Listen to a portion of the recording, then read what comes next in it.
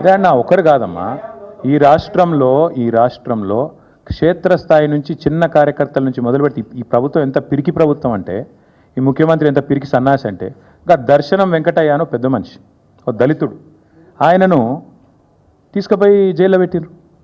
అది గింత మూర్ఖులా అంటే నిన్ను ప్రజలు మంచిగా చేస్తే పొగుడుతారు, చెడు చేస్తే తిడతారు.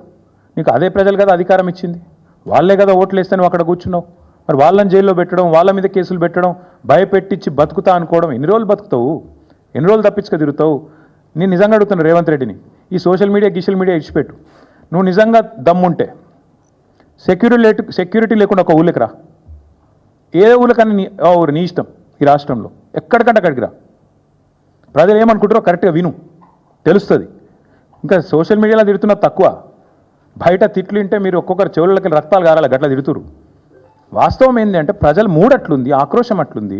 నిన్న మీరు చూశారు సత్తుపల్లిలో ఒక లేడీ ఆ వరి కుప్ప మీద కూర్చొని ఏడుస్తున్నది. శ్మశానంలో ఇలా ధాన్యం ఆరబోసుకునే పరిస్థితి వచ్చింది ఈయన వచ్చిన తర్వాత.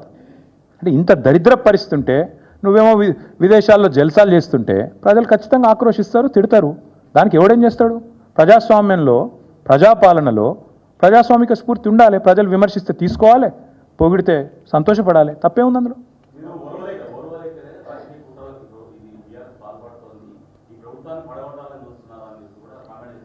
బ్రదర్ ఒక మాట, ఈ దేశంలో ఆయారాం గయారాం అనే సంస్కృతిని రాజకీయాల్లో పార్టీ ఫిరాయింపులను తీసుకొచ్చిందే కాంగ్రెస్ పార్టీ.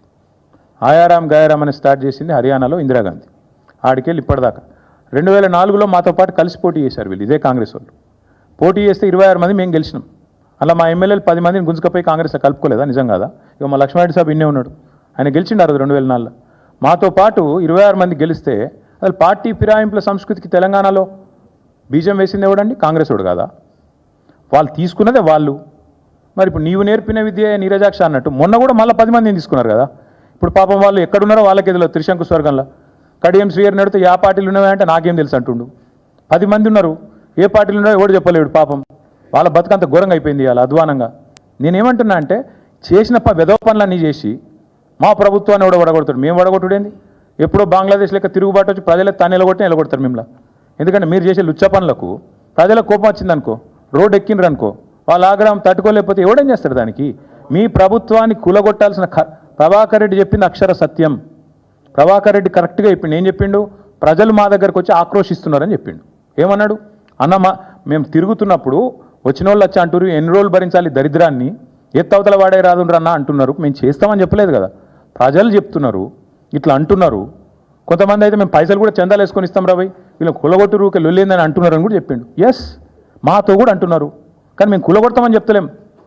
ఎస్, ఈ ప్రభుత్వం దరిద్రం, కాంగ్రెస్ కరోనా కంటే డేంజర్, ఎస్ ఇవన్నీ కరెక్టే. కానీ ప్రజలు నిర్ణయం తీసుకున్నారు. ప్రజాస్వామ్యంలో 5 ఏళ్ళు ఉండాలి. నిర్ణయం తీసుకుంటే ప్రజలకు కూడా తెలియాలి. You can make choices but you are not free from the consequences of your choices. నేను ఎందుకు చెప్తున్నా అంటే ఒక నిర్ణయం ప్రజలు తీసుకున్న తర్వాత కాంగ్రెస్ అధికారంలో ఉంది.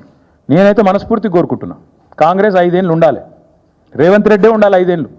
ఎందుకంటే మళ్ళీ 20 ఏళ్ళ తర్వాత ఎవడు కాంగ్రెస్ కోటేయడు. ఇది నా వ్యక్తిగత అభిప్రాయం. కాబట్టి మాకు ఈ దిక్కుమాలిన ప్రభుత్వాన్ని కూలగొట్టే ఆలోచన కానీ, ఎజెండా కానీ, కర్మ కానీ మాకు లేదు. అవసరమైతే సందర్భం వస్తే ప్రజలే రోడెక్కుతారు, తొక్కి అవతల వాడేస్తారు. ఇంతకంటే పెద్ద నియంత్రణలే కొట్టుకపోయారు. Thank you.